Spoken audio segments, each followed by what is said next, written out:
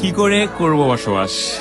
সকাল থেকেই আমার হৃদয় জুড়ে প্রখর তৃষ্ণা, বুক পুড়ে যাচ্ছে অনবরত।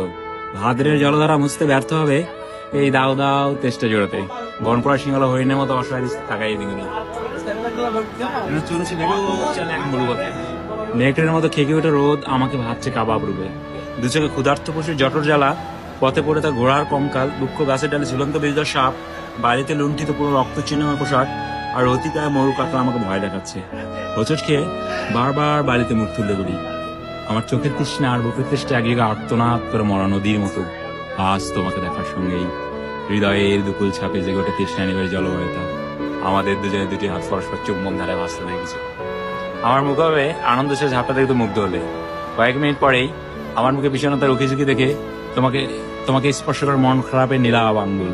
তুমি আমার বিষণ্ণতার উৎস জানতে চাইলে আমি আমার অসুস্থতার কপট উচ্চারণ করি। অথচ তোমার কদিন এখানে দেখতে পাবো না ভেবেই আমার হৃদয় ধুলে লুটে বসে আহত দৈলের মতো। তোমাকে আবার দেখার জন্য নিরুপায় হয়ে আমাকে অপেক্ষা করতে হবে আরো 7 দিন। এই দীর্ঘ প্রতীক্ষার নিষ্কুণ ঘরে কি করে করব বসবাস? সুন্দর ভাই, তাহলে